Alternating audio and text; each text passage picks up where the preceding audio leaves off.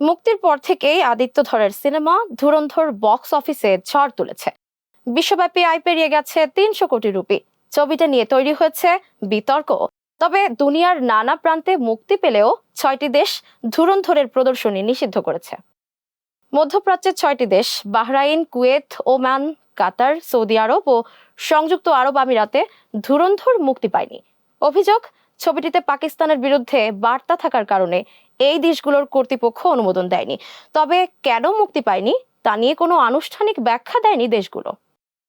সিনেমার প্রযোজনা সংস্থার একটি সূত্র জানায়, তারা মধ্যপ্রাচ্যে সিনেমাটি মুক্তির জন্য জোর চেষ্টা করেছেন, কারণ এই অঞ্চলে প্রচুর প্রবাসী ভারতীয় থাকেন। মধ্যপ্রাচ্য হিন্দি সিনেমার বড় বাজার, কিন্তু অনেকভাবে মুক্তির চেষ্টা করা হলেও কোনো দেশই ছাড় দেয়নি। এর ফলে ধুরন্ধরের মুক্তি ওই অঞ্চলে সম্ভব হয়নি।